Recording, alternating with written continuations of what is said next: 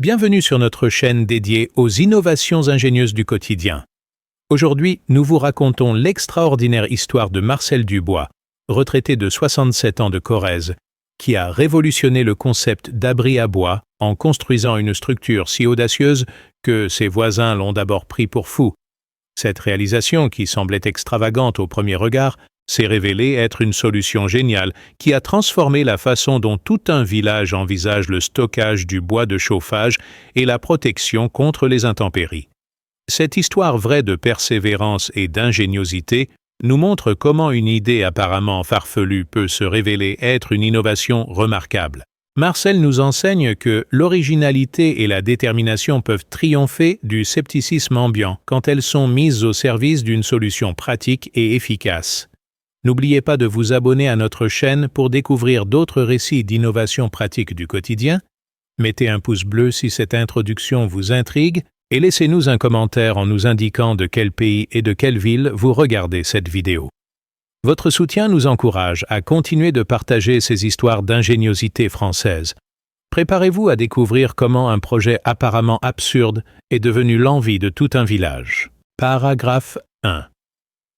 L'automne 2021 marqua un tournant dans la paisible vie de Saint-Yrieix-le-Déjalat, petit village corrézien de 400 âmes, quand Marcel Dubois, ancien charpentier devenu retraité, annonça à sa femme Ginette son intention de construire l'abri à bois le plus grand de toute la Corrèze.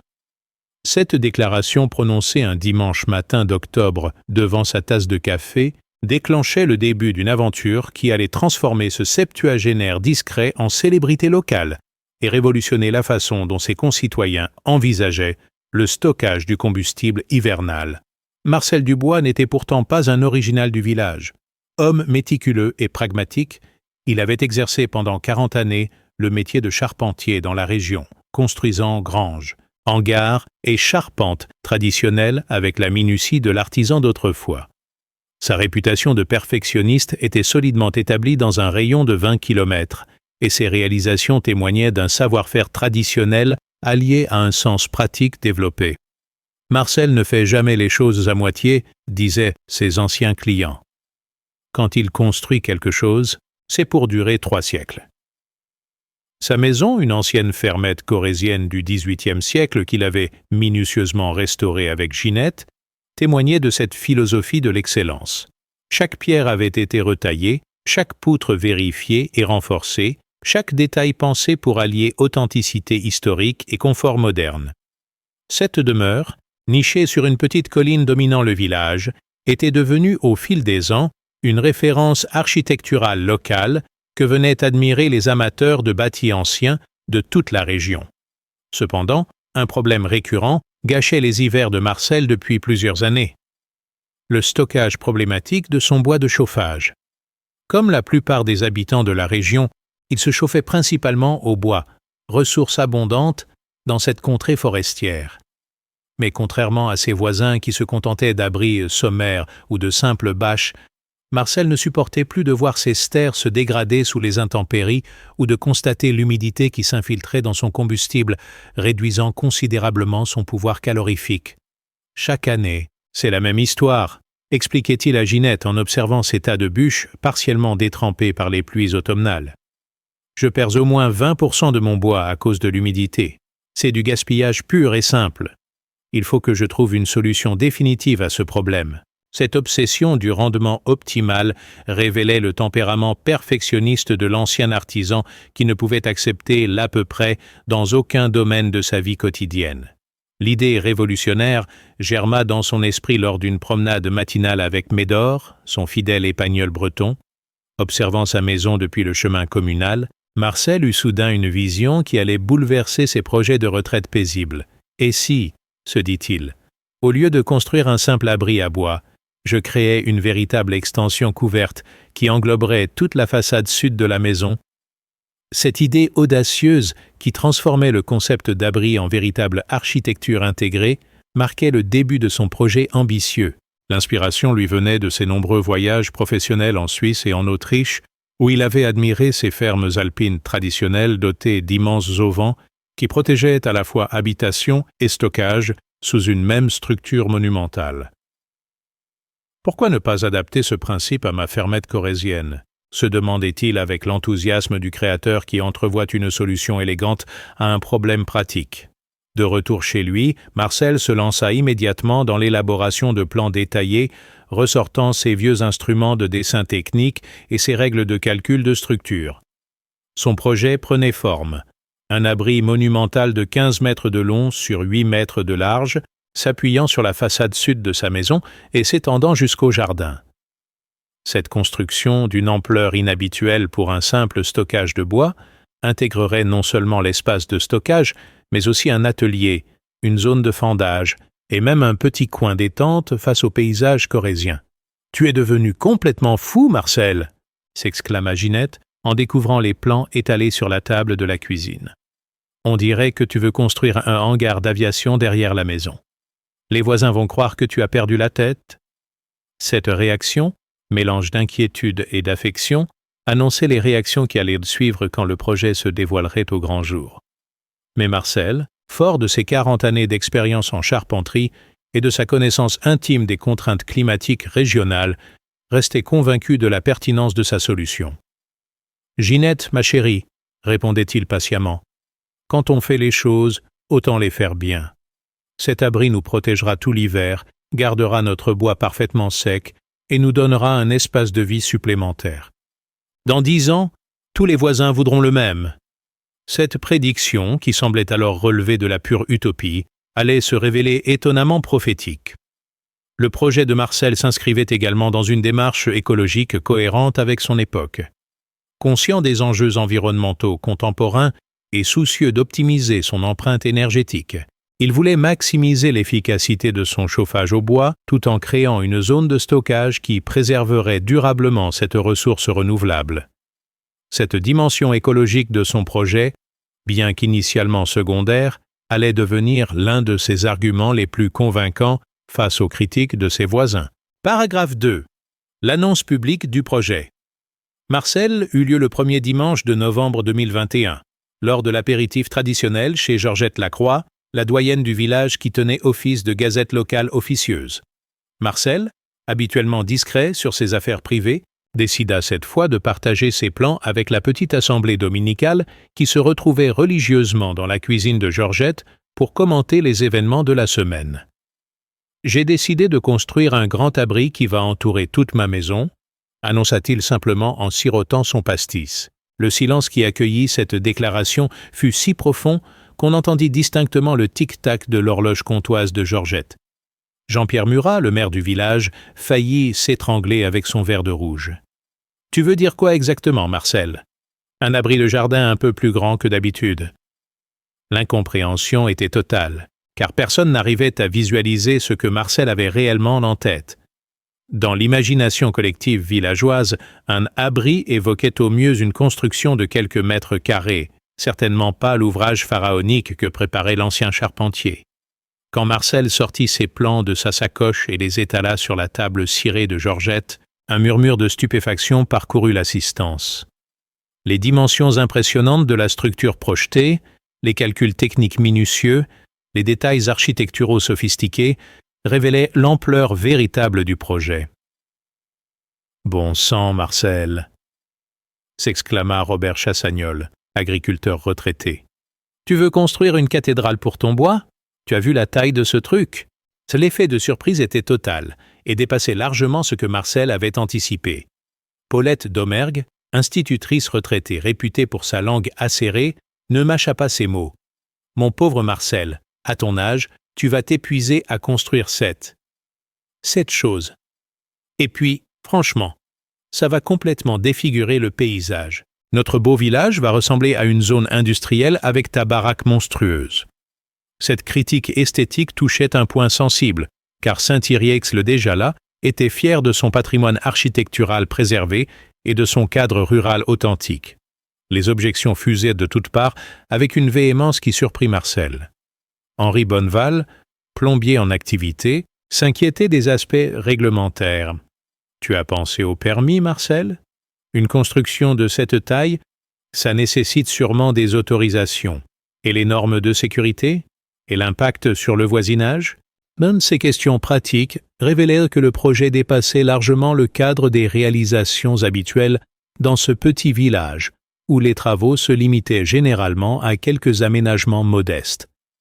Même Pierre Vigouroux, ancien menuisier et ami de longue date de Marcel, exprimait ses doutes. « Écoute Marcel, je comprends ta volonté de bien faire, mais là, tu ne crois pas que tu exagères un peu? Un simple abri traditionnel ne suffirait pas? Pourquoi voir si grand ?» Cette réserve d'un confrère artisan touchait particulièrement Marcel, qui espérait un soutien technique de la part de quelqu'un qui comprenait les enjeux de construction. Ginette, présente à ses côtés, tentait courageusement de défendre son mari face au feu nourri des critiques. « Vous connaissez Marcel. Quand il fait quelque chose, il le fait bien. Et puis, cet abri nous servira pour plein de choses, pas seulement pour le bois. » Mais ces arguments peinaient à convaincre une assemblée de plus en plus sceptique qui voyait dans ce projet une manifestation de la folie des grandeurs de leurs concitoyens septuagénaires. Jean-Pierre Murat, en sa qualité de maire, souleva des inquiétudes urbanistiques légitimes. « Marcel, il faudra que tu déposes une demande d'autorisation en mairie. Une construction de 15 mètres sur 8, c'est considérable. Je ne sais même pas si c'est autorisé dans notre PLU. Il faut que je vérifie avec les services départementaux. » Cette dimension administrative, que Marcel avait sous-estimée dans son enthousiasme créatif, ajoutait une complication bureaucratique à son projet déjà controversé. La réunion dominicale se termina sur une note tendue, avec des avis partagés entre curiosité bienveillante et franche hostilité. Georgette, diplomatique, conclut « Bon, Marcel a le droit de faire ce qu'il veut chez lui, mais c'est sûr que ça va changer le paysage. » Cette position modérée reflétait l'embarras d'une communauté villageoise tiraillée entre respect de la liberté individuelle et préservation de son cadre de vie traditionnel.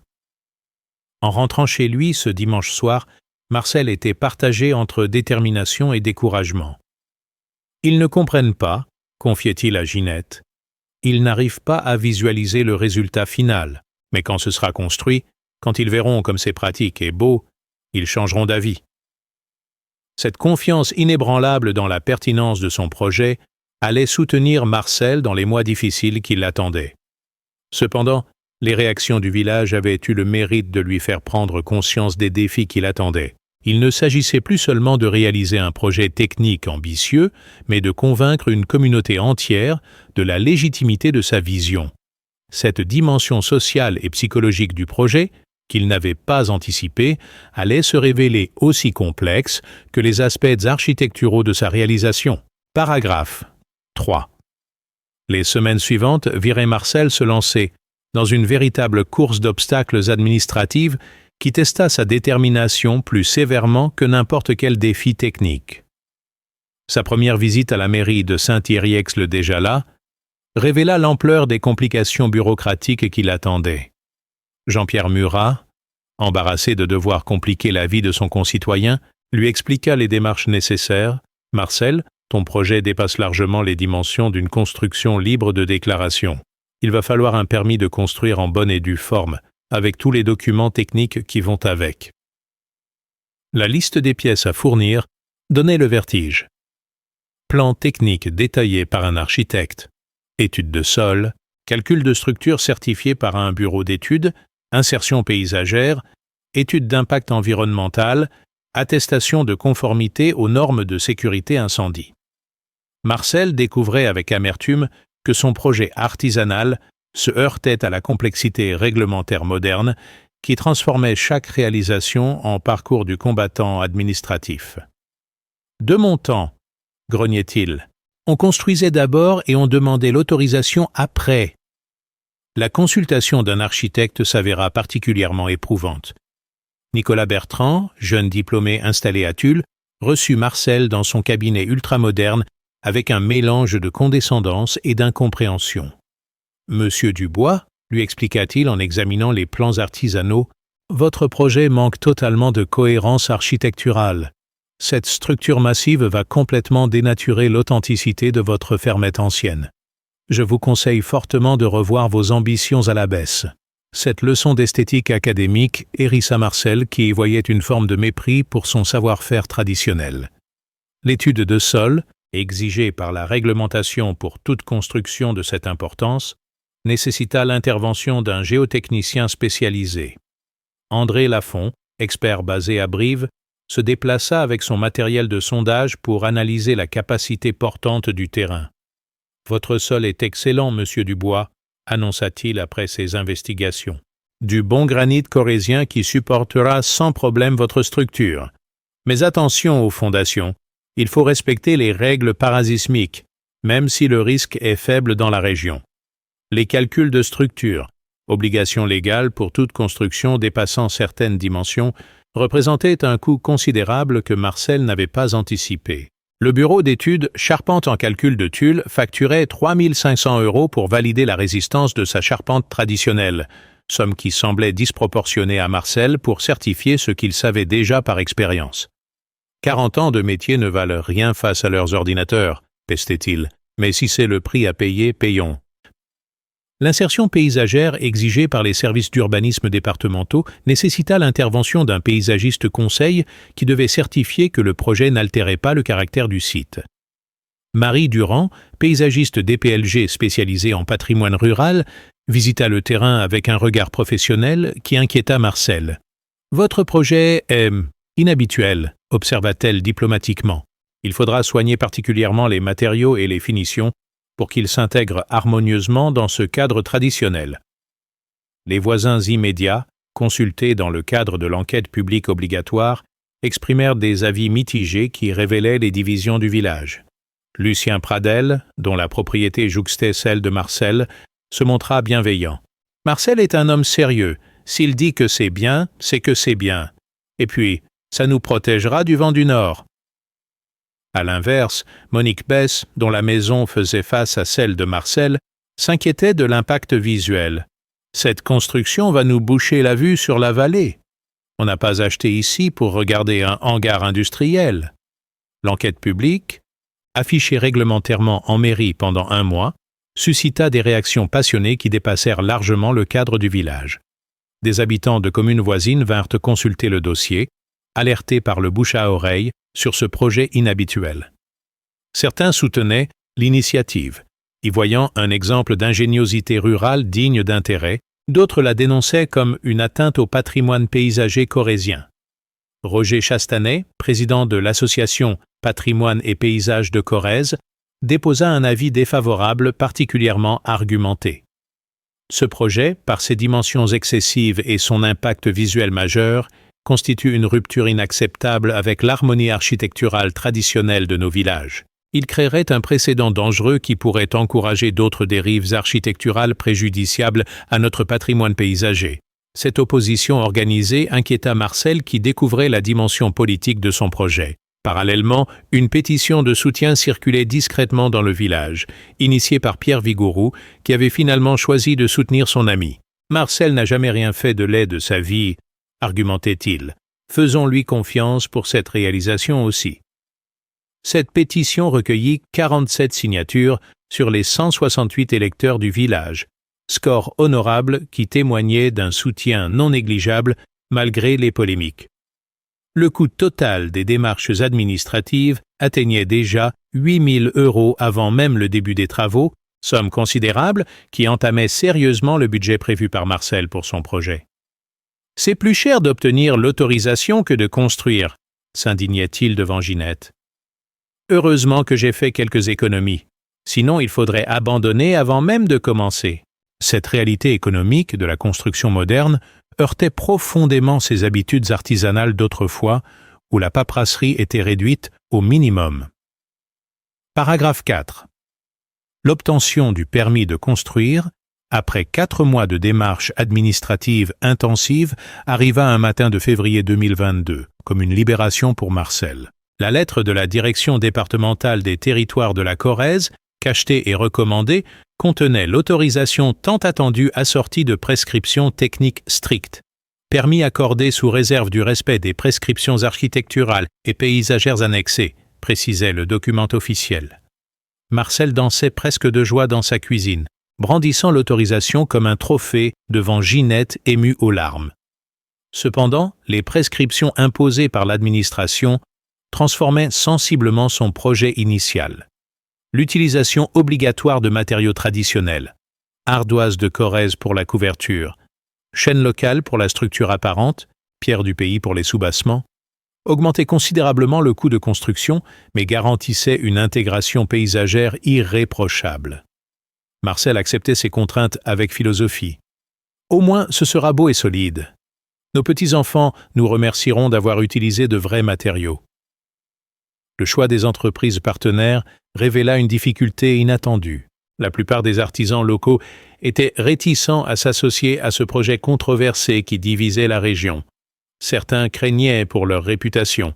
D'autres doutaient de la faisabilité technique d'une construction si inhabituelle. Marcel dut faire appel à son réseau d'anciens collègues et à sa réputation professionnelle pour constituer une équipe de construction motivée et compétente. Finalement, 3 artisans acceptèrent de rejoindre l'aventure. Patrick Lavergne, couvreur zingueur de Meymac réputé pour ses restaurations de patrimoine, Alain Borderis, maçon traditionnel de Neuvic spécialisé dans la pierre sèche, et Jean-Claude Mazot, charpentier de Sornac formé aux techniques ancestrales. Cette équipe de professionnels chevronnés partageait avec Marcel le goût du travail bien fait et la passion des matériaux nobles, garantissant une réalisation exemplaire. Les travaux débutèrent officiellement le 15 mars 2022 par un terrassement minutieux qui révéla la complexité technique du projet. Les fondations nécessitaient un ancrage profond dans le granit corrézien, travail délicat qui exigeait l'utilisation d'un brise-roche hydraulique pour atteindre la profondeur réglementaire. Le bruit de ce chantier inhabituel dans le paisible village attira quotidiennement des curieux qui venaient observer l'avancement de cette construction mystérieuse. « Bon sang !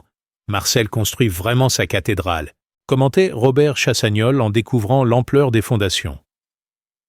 Les dimensions réelles de l'ouvrage, matérialisées sur le terrain par les tranchées et les ferraillages, impressionnaient même les plus sceptiques. L'abri prenait véritablement des proportions monumentales qui transformeraient radicalement l'aspect de la propriété et du paysage environnant. La coulée du béton de fondation nécessita l'intervention de 2 camions tout-pit successifs, événement exceptionnel dans ce village où les livraisons de béton prêts à l'emploi étaient rares. Le spectacle de ces énormes véhicules manœuvrant dans les petites routes de campagne pour accéder au chantier de Marcel créa un attroupement inhabituel qui transforma temporairement le lieu en attraction locale. Alain Borderise, le maçon, travaillait avec une méticulosité d'orfèvre pour édifier les murs de soubassement en pierre locale. Chaque moellon était choisi, taillé et posé selon les techniques traditionnelles qui avaient fait la réputation architecturale de la Corrèze. « On ne construit plus comme ça aujourd'hui, observait-il. C'est du travail d'art plus que de la maçonnerie ordinaire. » Cette recherche de perfection ralentissait le chantier, mais garantissait un résultat exceptionnel. L'élévation de la charpente, moment crucial de tout projet de construction bois, fut programmée pour la mi-avril. Marcel avait commandé des poutres de chêne corrézien séchées naturellement pendant 3 ans, bois noble qui assurerait la pérennité de sa structure pour plusieurs siècles. Le choix de ces matériaux de prestige, imposé par les prescriptions administratives, mais également voulu par Marcel, transformait son abri en véritable ouvrage d'art architectural. Jean-Claude Mazot, le charpentier, admirait la qualité du bois sélectionné par Marcel. « Ça, c'est du chêne comme on n'en trouve plus. Regardez ces fibres, cette rectitude, cette couleur. Votre abri va être plus beau que bien des maisons. » Cette reconnaissance professionnelle comblait Marcel qui voyait dans ses compliments la validation de ses choix techniques et esthétiques malgré les critiques ambiantes. La levée de la charpente, événement traditionnellement festif dans les campagnes, fut organisée comme une petite cérémonie locale. Marcel avait invité tous les habitants du village, y compris ses détracteurs, à partager le verre de l'amitié pour marquer cette étape symbolique. L'invitation, rédigée avec l'aide de Ginette, était un appel à la réconciliation. Marcel et Ginette Dubois ont l'honneur de vous inviter à partager le verre de la levée de charpente de leur abri, samedi 23 avril à 17h. Cette invitation diplomatique visait à apaiser les tensions villageoises et à démontrer que le projet de Marcel s'inscrivait dans le respect des traditions locales. L'ancien charpentier espérait que la découverte visuelle de sa réalisation naissante convaincrait les sceptiques et transformerait les critiques en admirateurs. Cette stratégie de communication, inspirée par la sagesse de ces décennies d'expérience humaine, marquait un tournant dans son approche du projet. Paragraphe 5. La cérémonie de levée de charpente du 23 avril 2022 restera gravée dans les mémoires de Saint-Yrieix-le-Déjalate comme un tournant dans la perception collective du projet de Marcel. Contrairement aux inquiétudes de Ginette qui craignaient un boycottage massif, près de 80 personnes se pressaient autour du chantier pour découvrir cette construction mystérieuse qui alimentait les conversations depuis des mois. L'affluence dépassait largement les limites du village, incluant des curieux venus des communes voisines attirés par la réputation de cette réalisation inhabituelle.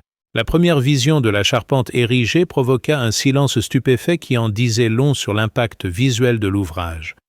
Les dimensions réelles, matérialisées par cette impressionnante structure de chêne, dépassaient tout ce que l'imagination villageoise avait pu concevoir. L'abri de Marcel n'était pas simplement grand, il était véritablement monumental, transformant radicalement l'échelle architecturale de cette propriété rurale et, par extension, du paysage environnant. « Sacré nom de Dieu, Marcel !» s'exclama Pierre Vigourou en découvrant l'ampleur de la structure. « Tu n'as pas construit un abri, tu as construit un château. » Cette boutade, lancée avec l'admiration du connaisseur, déclenchait les rires et détendait une atmosphère initialement tendue. L'humour corrézien, toujours prompt à dédramatiser les situations, transformait progressivement la stupéfaction en émerveillement bon enfant. Jean-Claude Mazot, fier de son travail de charpentier, expliquait aux visiteurs les prouesses techniques de cette réalisation. Regardez ces assemblages traditionnels, ces entures japonaises, ces contreventements. C'est de la haute couture en charpenterie. Cette structure résistera aux tempêtes pendant 3 siècles. Ces commentaires techniques impressionnait l'assistance qui découvrait la sophistication artisanale cachée derrière cette construction apparemment simple. Paulette Domergue, l'institutrice retraitée qui avait été l'une des critiques les plus sévères du projet, contemplait la charpente avec un étonnement visible. « Je dois reconnaître, » murmurait-elle à sa voisine, « que c'est impressionnant et plutôt beau. Marcel a du goût, finalement. » Cette évolution d'opinion, timide mais perceptible, annonçait le changement de perception qui s'opérait progressivement dans le village. L'aspect le plus frappant de cette structure était son intégration harmonieuse avec l'architecture existante de la fermette. Loin de dénaturer l'ensemble comme l'avaient craint les opposants, l'abri semblait prolonger naturellement la maison ancienne, créant un ensemble architectural cohérent qui respectait les proportions traditionnelles tout en ajoutant une dimension contemporaine assumée. Cette réussite esthétique surprenait même les plus sceptiques. Henri Bonneval, le plombier qui s'était montré très réservé lors de l'annonce du projet, observait attentivement les détails de construction. « Dis donc, Marcel, tu as pensé à tout. L'écoulement des eaux de pluie, la ventilation naturelle, l'orientation par rapport au vent dominant. C'est du travail de professionnel. » Cette reconnaissance technique de la part d'un confrère artisan constituait une validation importante pour Marcel. Le maire Jean-Pierre Murat profitait de cette assemblée exceptionnelle pour prononcer un petit discours diplomatique qui témoignait de l'évolution de sa position. Marcel nous prouve aujourd'hui qu'on peut être innovant tout en respectant nos traditions. Cette réalisation fait honneur au savoir-faire corrézien. Ces paroles officielles marquèrent une forme de réconciliation entre le projet privé de Marcel et la position institutionnelle de la commune. Georgette Lacroix, la doyenne du village, apportait la caution de la mémoire collective. Mes grands-parents auraient apprécié cette construction. Ça ressemble aux grandes granges d'autrefois, quand on savait construire pour durer. Marcel a retrouvé l'esprit de nos anciens. Cette validation générationnelle, venant de la gardienne des traditions locales, pesait lourd dans l'opinion villageoise. L'architecte Nicolas Bertrand, qui avait initialement critiqué le projet, était venu discrètement observer la réalisation. Son verdict, prononcé à voix basse mais entendu par plusieurs témoins, surpris par sa reconnaissance. Finalement, M. Dubois avait raison. Cette structure s'intègre parfaitement dans son environnement. C'est de l'architecture vernaculaire contemporaine réussie. Cette rétractation d'experts validait les choix esthétiques de Marcel. Roger Chastanet, le président de l'association patrimoniale qui s'était opposé au projet, contemplait la charpente avec une perplexité évidente. Sa résistance s'effritait face à la beauté évidente de cette réalisation qui respectait les codes architecturaux traditionnels tout en innovant dans ses proportions. « Je n'aurais jamais imaginé que ça donnerait ça », avouait-il confidentiellement à un proche. L'ambiance de la cérémonie évoluait vers une franche convivialité quand Marcel et Ginette offrirent l'apéritif traditionnel sous la charpente nouvellement érigée. Partager le pastis et les amuse-bouches dans cet espace inachevé, mais déjà impressionnant, créait une intimité inhabituelle qui rapprochait les participants. Le projet de Marcel devenait progressivement un objet de fierté collective plutôt qu'une source de division. Finalement, philosophait Robert Chassagnol en levant son verre, Marcel nous a fait un beau cadeau. Cette construction va faire parler de notre village dans toute la région. Cette prophétie lancée dans l'euphorie de l'apéritif s'avérerait plus exacte que son auteur ne l'imaginait. L'abri de Marcel était en passe de devenir une attraction locale qui dépasserait largement le cadre villageois. Paragraphe 6. Les mois de mai et juin 2022 marquèrent l'achèvement spectaculaire de la construction, avec la pose de la couverture en ardoise et l'installation des équipements complémentaires qui transformaient cet abri en véritable espace de vie multifonctionnel. Patrick Lavergne, le couvreur zingueur, déployait tout son art pour habiller cette charpente monumentale d'un manteau d'ardoise de Corrèze qui scintillait sous le soleil printanier. Chaque ardoise, choisie et posée selon les techniques traditionnelles, contribuait à créer une couverture d'une beauté saisissante qui impressionnait tous les observateurs. La finalisation des aménagements intérieurs révéla l'ingéniosité fonctionnelle du projet de Marcel. L'espace de 15 mètres sur 8 avait été intelligemment divisé en zones spécialisées. Stockage principal du bois de chauffage avec un système de ventilation naturelle optimisé, atelier d'entretien équipé d'un établi traditionnel, zone de fendage avec billots en chêne massif, et même un coin détente avec table rustique et banc face au panorama sur la vallée corrézienne. Cette polyvalence transformait un simple abri en véritable annexe habitable. L'installation d'un système de récupération des eaux de pluie, idée géniale suggérée par Ginette, ajoutait une dimension écologique exemplaire au projet. Les 120 mètres carrés de toiture alimentaient une cuve de 5000 litres dissimulée sous la structure, permettant l'arrosage du jardin et le nettoyage des outils. Cette innovation, non prévue dans les plans initiaux, démontrait la capacité d'adaptation et d'amélioration continue qui caractérisait l'approche de Marcel. Le premier stockage de bois, effectué fin juin avec la livraison de 6 stères de chêne sec, constitua une démonstration pratique spectaculaire de l'efficacité du système. Les bûches, rangées méthodiquement sur des chevrons surélevés, garantissant une ventilation parfaite, présentaient un aspect impeccable qui contrastait avec les tas informes et partiellement humides que l'on voyait habituellement dans la région. « Regardez-moi ça !» s'exclamait Marcel en faisant visiter son installation. « Du bois qui reste parfaitement sec même par les plus gros orages !» Cette démonstration d'efficacité commençait à faire réfléchir les voisins qui découvraient les avantages pratiques d'un stockage aussi sophistiqué. Lucien Pradel, dont l'abri sommaire subissait régulièrement les infiltrations d'eau, observait avec envie cette protection optimale. « Bon sang, Marcel, ton bois là-dedans, il va rester sec pendant 10 ans.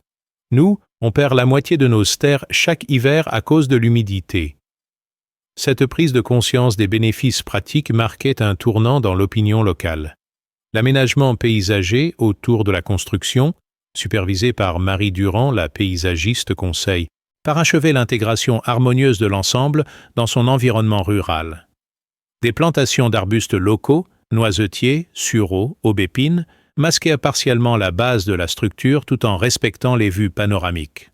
Ce travail minutieux de camouflage végétal répondait aux dernières réserves esthétiques et démontrait le souci de Marcel pour l'harmonie paysagère. L'installation d'un éclairage LED autonome alimenté par un petit panneau photovoltaïque permettait l'utilisation de l'abri en soirée et transformait l'espace en véritable lieu de vie familiale. Marcel et Ginette prirent l'habitude de prendre l'apéritif sous leur construction monumentale, profitant de la vue exceptionnelle sur la vallée et de la protection contre les intempéries. Ce nouvel art de vivre suscitait la curiosité et parfois l'envie de leurs concitoyens. La première mise à l'épreuve météorologique de la construction eut lieu lors des violents orages de juillet 2022 qui frappèrent la région avec une intensité exceptionnelle. Tandis que les abris traditionnels du village subissaient infiltrations et dommages divers, l'installation de Marcel résistait parfaitement, gardant son contenu parfaitement sec malgré des précipitations records. Cette démonstration d'efficacité en conditions réelles impressionnait même les plus sceptiques. Marcel avait raison depuis le début, reconnaissait publiquement Paulette Domergue après avoir constaté les dégâts dans son propre abri de jardin. Nous, on bricolait avec nos bâches et nos planches pourries. Lui, il a construit pour l'éternité. Cette reconnaissance publique de celle qui avait été l'une des plus farouches opposantes marquait symboliquement la victoire de Marcel sur le scepticisme ambiant. L'abri devenait progressivement un modèle de référence que venaient étudier des visiteurs de plus en plus nombreux. Des propriétaires de maisons secondaires, des artisans curieux, des passionnés de construction traditionnelle sollicitèrent des visites pour comprendre les secrets de cette réalisation exemplaire. Marcel, fier de son œuvre, accueillait généreusement ses visiteurs en partageant ses astuces et son expérience. Le bouche à oreille dépassait maintenant largement les frontières du village et même du département. Des articles commençaient à paraître dans la presse locale spécialisée en habitat rural, présentant l'abri de Marcel comme un exemple d'innovation respectueuse des traditions. Cette reconnaissance médiatique confortait Marcel dans la pertinence de sa vision et compensait les années de scepticisme qu'il avait endurées. L'été 2022 voyait donc l'achèvement complet d'un projet qui avait transformé son créateur en célébrité locale et révolutionné la conception du stockage de bois dans toute la région. Mais la véritable consécration viendrait avec l'épreuve ultime. Le premier hiver d'utilisation qui prouverait définitivement l'efficacité de cette construction hors norme. Paragraphe 7. L'automne 2022 apporta la première véritable mise à l'épreuve de l'abri de Marcel avec l'arrivée précoce d'intempéries particulièrement sévères qui testèrent toutes les installations de stockage de la région. Dès octobre, des pluies diluviennes accompagnées de vents violents s'abattirent sur la Corrèze, avec une intensité inhabituelle pour la saison. Ces conditions météorologiques extrêmes constituaient un banc d'essai idéal pour évaluer l'efficacité comparative des différents systèmes de protection du bois de chauffage utilisés dans le village. Marcel observait avec satisfaction les performances de son installation, tandis que ses voisins découvraient avec amertume les insuffisances de leurs abris traditionnels. Les bâches plastiques s'envolaient, les toitures sommaires fuyaient, et les tas de bois exposés absorbaient l'humidité comme des éponges. « Regardez-moi cette différence !» s'exclamait-il en comparant ces bûches parfaitement sèches avec celles de Lucien Pradel qui commençaient déjà à verdir de moisissures malgré leur protection supposée. La démonstration d'efficacité était si flagrante que les premiers convertis ne tardèrent pas à se manifester. Robert Chassagnol fut le premier à solliciter les conseils de Marcel pour améliorer son propre stockage. « Dis donc, Marcel, tu ne pourrais pas me donner quelques tuyaux pour moderniser mon abri ?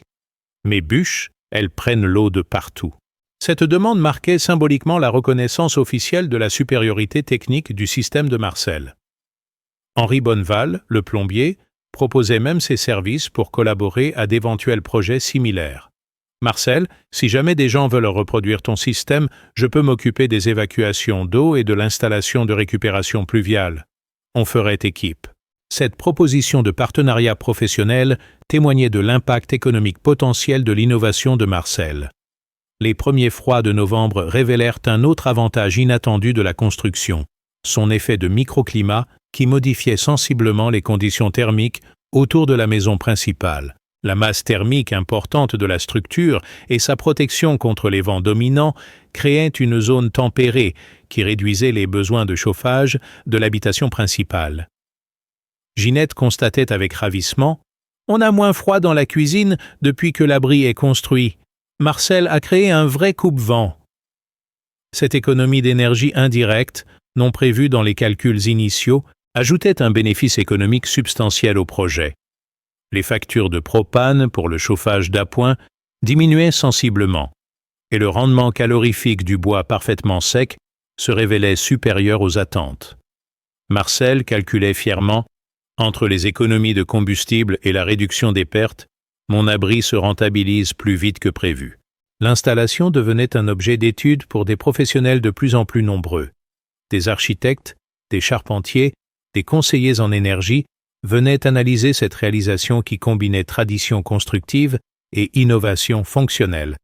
Jean-Claude Mazot, le charpentier associé au projet, recevait ses premières commandes inspirées par l'abri de Marcel.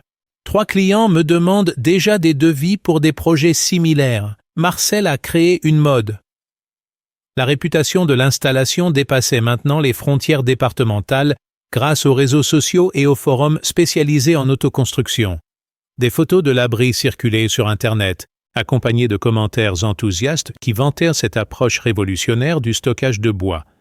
Cette notoriété numérique attirait des visiteurs de régions lointaines qui venaient de spécialement découvrir cette réalisation devenue référence. La presse régionale commençait à s'intéresser sérieusement à cette success story rurale. Le correspondant local du journal La Montagne programmait un reportage complet sur « L'homme qui révolutionne le stockage de bois en Corrèze ». Cette couverture médiatique, longtemps espérée par Marcel pour valider publiquement son travail, se concrétisait enfin après des mois de scepticisme ambiant. Même les services techniques de la commune manifestaient leur intérêt pour cette réalisation exemplaire. Jean-Pierre Murat, le maire, évoquait la possibilité d'utiliser l'abri de Marcel comme modèle de référence pour de futurs projets communaux. Marcel nous montre qu'on peut innover intelligemment tout en respectant notre patrimoine architectural. C'est exactement l'esprit que nous voulons encourager dans notre commune. L'association Patrimoine et Paysages de Corrèze, initialement opposée au projet, reconnaissait officieusement ses erreurs d'appréciation. Roger Chastanet admettait en privé: « Nous nous sommes trompés sur Marcel.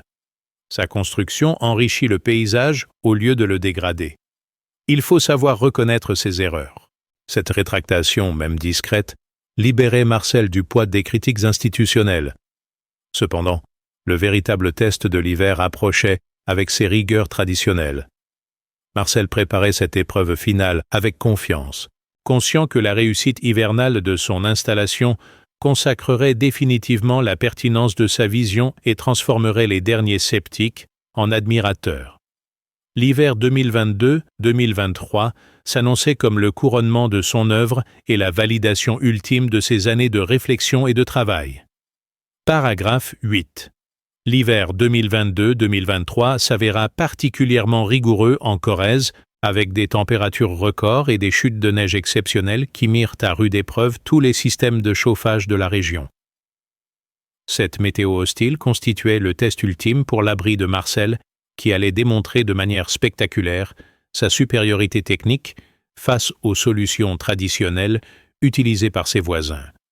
Dès les premières gelées de décembre, la différence de performance devint évidente et transforma définitivement l'opinion publique locale sur cette construction révolutionnaire. Marcel, confortablement installé dans sa cuisine bien chauffée, observait avec satisfaction ses voisins lutter contre les affres du chauffage au bois humide.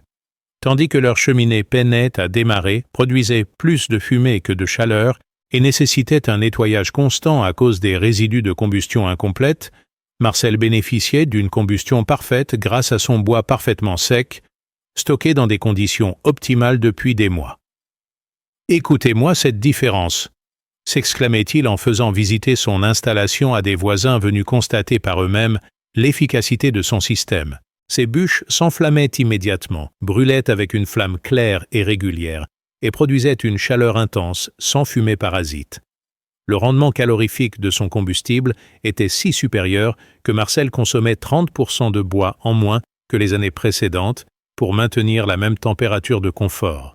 Lucien Pradel, qui stockait traditionnellement son bois sous une simple bâche trouée, découvrait amèrement les conséquences de son économie de moyens. Marcel avait raison depuis le début. Mes bûches sont tellement humides qu'elles refusent de brûler. Je passe mon temps à relancer le feu et ça chauffe 3 fois moins qu'avant. Cette reconnaissance publique de son erreur de jugement marquait symboliquement la victoire technique et morale de Marcel. Robert Chassagnol, dont l'abri de fortune s'était partiellement effondré sous le poids de la neige, sollicitait officiellement les conseils de Marcel pour reconstruire son installation. « Mon vieux Marcel, il faut que tu m'aides. Mon tas de bois, c'est devenu un marécage gelé. Si tu acceptes de me dessiner un plan inspiré du tien, je commence les travaux au printemps. » Cette demande de collaboration technique consacrait Marcel comme référence locale en matière de stockage de bois. L'efficacité énergétique de l'installation de Marcel créait un cercle vertueux économique et écologique remarquable. Non seulement il consommait moins de bois pour un meilleur confort thermique, mais il réduisait également ses émissions polluantes grâce à une combustion optimisée. Cette performance environnementale impressionnait les écologistes locaux qui découvraient qu'innovation technique pouvait rimer avec respect de la nature. Henri Bonneval, définitivement conquis par les performances hivernales de l'abri, proposait ses services pour équiper la construction d'améliorations supplémentaires. Marcel, que dirais-tu d'un système de chauffage par le sol alimenté par des panneaux solaires? Avec ta structure, on pourrait créer un vrai laboratoire énergétique. Enfin, cette proposition d'évolution technologique témoignait de l'impact inspirant du projet initial. La consommation électrique de la maison de Marcel diminuait également grâce à l'effet coupe-vent de son abri monumental. Les déperditions thermiques de l'habitation principale étaient sensiblement réduites par cette protection efficace contre les vents dominants du nord-ouest. Ginette constatait avec ravissement: « Notre facture EDF a baissé de 25% cet hiver. L'abri de Marcel nous protège mieux qu'une isolation supplémentaire. » L'installation attirait désormais des délégations professionnelles venues étudier cette innovation exemplaire. Des bureaux d'études thermiques, des entreprises de construction bois, des conseillers en énergie renouvelable programmaient des visites techniques pour comprendre les secrets de cette réussite. Marcel accueillait ses experts avec la fierté du créateur reconnu, partageant généreusement son expérience et ses astuces. Le magazine Rustica programmait un reportage complet sur cette réalisation qui incarnait parfaitement l'esprit d'innovation rurale respectueuse de l'environnement. Le journaliste, impressionné par les performances hivernales de l'installation, préparait un article de fond sur « L'artisan corrézien qui révolutionne le stockage de bois ». Cette couverture médiatique nationale consacrerait définitivement la réputation de Marcel au-delà des frontières régionales. Des propriétaires de résidences secondaires en Corrèze commençaient à solliciter Marcel pour des projets personnalisés inspirés de son modèle. Ces commandes potentielles ouvraient la perspective d'une activité de conseil technique qui pourrait transformer la retraite paisible de Marcel en nouvelle carrière d'expert en construction innovante. Cette évolution professionnelle inattendue témoignait de l'impact économique de son innovation. Même l'administration départementale manifestait son intérêt pour cette réalisation exemplaire. Les services de l'équipement étudiaient la possibilité d'intégrer les principes de l'abri de Marcel dans leurs recommandations techniques pour les constructions rurales subventionnées. Cette reconnaissance institutionnelle marquait l'aboutissement du parcours administratif difficile qu'avait traversé Marcel pour obtenir son permis de construire. L'hiver 2022-2023 consacrait donc définitivement la supériorité technique de l'installation de Marcel et transformait ses anciens détracteurs en admirateurs convaincus. Cette réussite spectaculaire préparait le terrain pour une révolution locale des pratiques de stockage de bois qui dépasserait bientôt les frontières du petit village corrézien pour inspirer toute la région. Paragraphe 9. Le printemps 2023 marqua l'apothéose de la reconnaissance publique du projet de Marcel avec une série d'événements qui transformèrent définitivement ce retraité discret en célébrité régionale de l'innovation rurale. L'article du magazine Rustica, paru en mars avec une couverture spectaculaire montrant l'abri sous la neige, déclencha un engouement national pour cette réalisation qui incarnait parfaitement l'esprit français de l'ingéniosité artisanale, alliée au respect des traditions. Les réactions des lecteurs furent si nombreuses et enthousiastes que la rédaction organisa un concours de l'innovation rurale de l'année, dont Marcel devint naturellement le favori. Les retombées médiatiques dépassèrent toutes les espérances de Marcel qui se retrouvait sollicité par des journalistes de toute la France.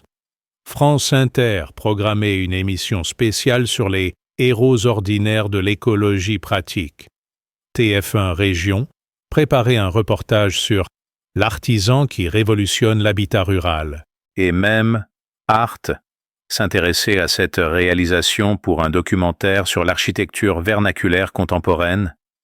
Cette médiatisation massive transformait Marcel en porte-parole involontaire d'un art de vivre rural innovant et respectueux de l'environnement.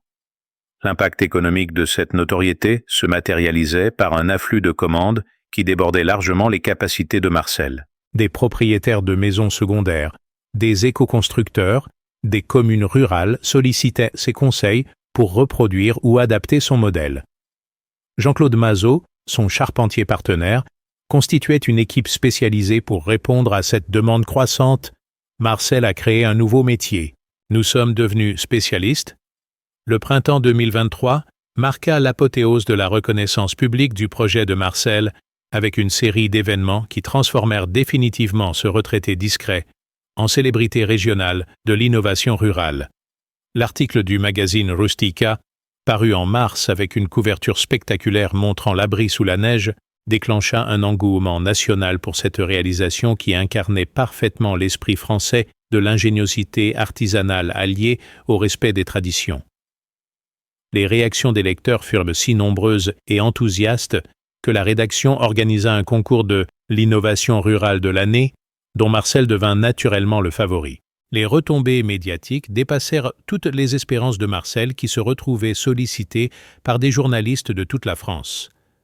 France Inter programmait une émission spéciale sur les héros ordinaires de l'écologie pratique, TF1 Région, préparait un reportage sur l'artisan qui révolutionne l'habitat rural. Et même Arte s'intéressait à cette réalisation pour un documentaire sur l'architecture vernaculaire contemporaine.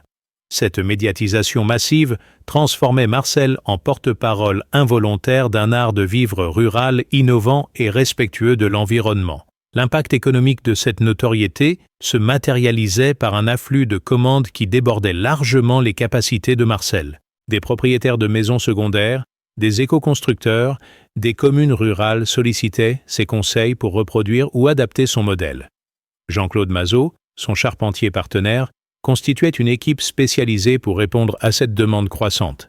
Marcel a créé un nouveau métier. Nous sommes devenus spécialistes des abris monumentaux sur mesure. La reconnaissance institutionnelle culmina avec la visite officielle du préfet de la Corrèze, accompagné du directeur de l'ADEME Nouvelle-Aquitaine, venus étudier cette innovation locale qui s'inscrivait parfaitement dans les politiques publiques de transition énergétique. Monsieur Dubois, déclara solennellement le préfet lors de cette visite protocolaire, votre réalisation illustre parfaitement comment l'innovation individuelle peut servir d'exemple pour des politiques plus larges d'amélioration énergétique de l'habitat rural. Cette validation officielle ouvrait des perspectives de subvention et de soutien technique pour développer la méthode Dubois à l'échelle départementale. Le conseil départemental étudiait la création d'un programme d'aide à la construction d'abris performants inspirés du modèle de Marcel. Cette institutionnalisation de son innovation comblait Marcel qui voyait sa contribution personnelle transformée en politique publique bénéfique pour tous. L'Ordre des architectes de Nouvelle-Aquitaine organisa une conférence spéciale sur l'architecture vernaculaire innovante avec Marcel comme intervenant principal. Cette reconnaissance par la profession architecturale, qu'il avait initialement snobée, constituait une revanche symbolique importante pour l'ancien charpentier autodidacte. Sa présentation, intitulée « Construire grand pour vivre mieux », remporta un succès considérable auprès d'un auditoire d'experts habitués aux théories sophistiquées. Les écoles d'architecture commençaient à intégrer le cas Marcel Dubois dans leur cursus, comme exemple d'innovation vernaculaire contemporaine. L'École nationale supérieure d'architecture de Bordeaux programma une excursion pédagogique à Saint-Yrieix-le-Déjalat pour permettre à ses étudiants d'analyser in situ cette réalisation exemplaire. Marcel accueillait ces jeunes architectes en formation avec la fierté du maître artisan transmettant son savoir aux générations futures. La commune de Saint-Yrieix-le-Déjalat bénéficiait indirectement de cette célébrité avec un afflux touristique inattendu qui dynamisait l'économie locale. Le petit café-restaurant de Sylvie Marot voyait sa fréquentation exploser grâce aux visiteurs venus spécialement découvrir l'abri le plus célèbre de Corrèze. Cette retombée économique transformait Marcel en bienfaiteur involontaire de son village natal. Jean-Pierre Murat, le maire, ne cachait plus sa fierté d'avoir un tel innovateur dans sa commune. Marcel fait parler de Saint-Yrieix dans toute la France. Nous recevons des délégations de toute l'Europe qui viennent étudier son abri. C'est formidable pour notre image territoriale. Cette reconnaissance politique marquait l'aboutissement du parcours de Marcel, passé du statut de perturbateur à celui de fierté locale. L'association Patrimoine et Paysages de Corrèze, qui s'était initialement opposée au projet, organisait désormais des visites guidées de l'installation en collaboration avec Marcel. Roger Chastanet, son président, avait fait son mea culpa public. Marcel nous a donné une leçon d'humilité. Sa construction démontre qu'innovation et tradition peuvent parfaitement coexister. Nous étions dans l'erreur en nous y opposant. Cette rétractation officielle libérait définitivement Marcel du poids des critiques patrimoniales. La création de l'association Les Amis de l'Abri Marcel fédérait les nombreux admirateurs de cette réalisation exceptionnelle. Cette structure, présidée par Pierre Vigourou, organisait des événements techniques, des formations pratiques et même un concours annuel du plus bel abri innovant, ouvert à toute la région. Marcel devenait ainsi le parrain d'un mouvement d'innovation rurale qui dépassait largement son projet initial.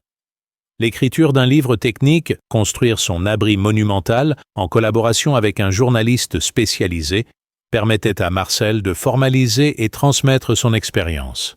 Cet ouvrage, prévu pour la rentrée 2023, était déjà précommandé par des milliers de lecteurs passionnés d'autoconstruction et d'innovation énergétique. Cette publication consacrerait définitivement Marcel comme référence nationale en matière de stockage optimal du bois de chauffage. Paragraphe 10. L'automne 2023 marqua le 2e anniversaire de l'inauguration de l'abri de Marcel, transformé pour l'occasion en véritable festival de l'innovation rurale qui attira plus de 2000 visiteurs venus de toute la France pour célébrer cette réussite exemplaire. La commune de Saint-Yrieix-le-Déjalat organisa un week-end complet d'activités, conférences techniques, démonstrations de construction traditionnelle, marché de l'artisanat local et bien sûr visite guidée de l'installation qui avait révolutionné la vision du stockage de bois dans toute la région.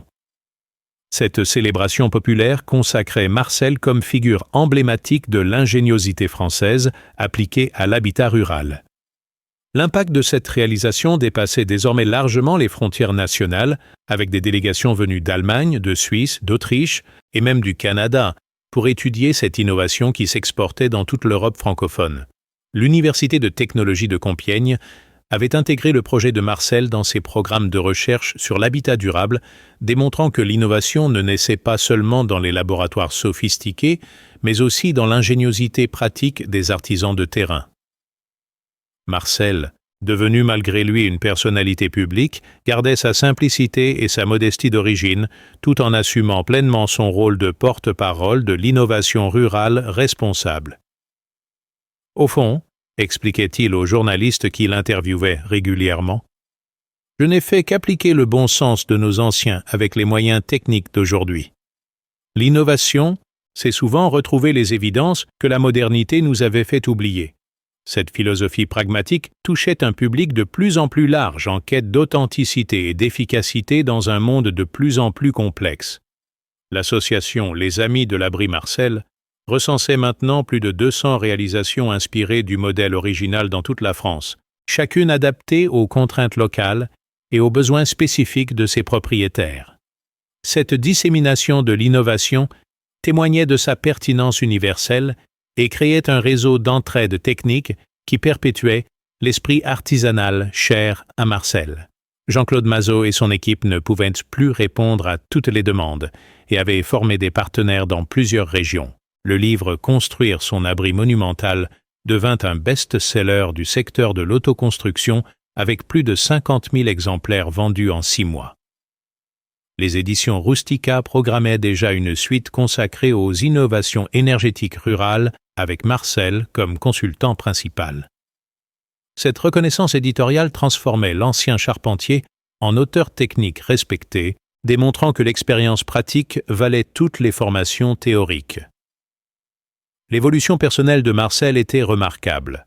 L'homme discret, qui avait commencé ce projet pour résoudre un problème pratique personnel, était devenu un communicant accompli capable d'expliquer simplement des concepts techniques complexes. Ses conférences remportaient un succès considérable auprès d'audiences variées, des étudiants en architecture aux retraités passionnés de bricolage. Cette transformation révélait une facette pédagogique insoupçonnée de sa personnalité.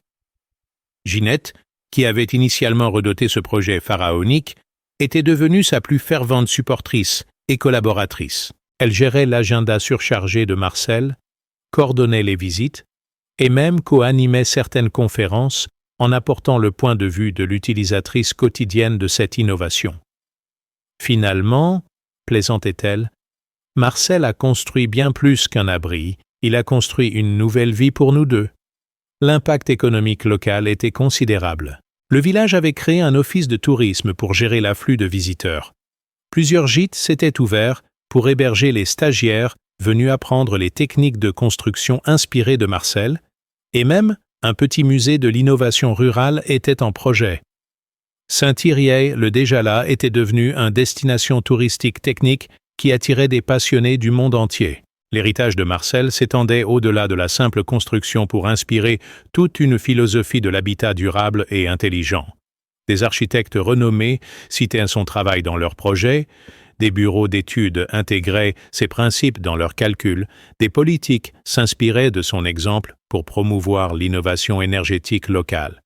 Cette influence diffuse mais réelle transformait Marcel en penseur involontaire de l'habitat de demain. Le gouvernement français, dans le cadre de sa stratégie de transition énergétique, étudiait la création d'un label « Abri Marcel Dubois » pour certifier les installations de stockage de bois, respectant ses critères d'efficacité et d'intégration paysagère. Cette reconnaissance officielle au plus haut niveau de l'État consacrait définitivement l'innovation de ce retraité corrézien comme contribution significative à la politique énergétique nationale. En cette fin d'année 2023, Marcel contemplait son abri avec la satisfaction du créateur dont l'œuvre a dépassé ses espérances les plus folles. Ce qui avait commencé comme un simple projet pratique pour protéger son bois de chauffage était devenu un symbole d'innovation française, une source d'inspiration pour des milliers de personnes et un modèle reproductible d'amélioration énergétique accessible à tous. L'histoire de Marcel Dubois prouvait qu'en France, l'innovation ne naissait pas seulement dans les centres de recherche sophistiqués, mais aussi dans l'ingéniosité pratique des artisans passionnés. Son abri monumental resterait longtemps dans les mémoires comme la démonstration éclatante que les meilleures idées sont souvent les plus simples et que le génie français s'exprime aussi bien dans les laboratoires que dans les ateliers de nos villages. Cette leçon d'innovation accessible et durable inspirera certainement de nombreuses générations d'inventeurs du quotidien, prouvant que l'audace réfléchie peut transformer les moqueries en admiration et les projets apparemment fous en références universelles.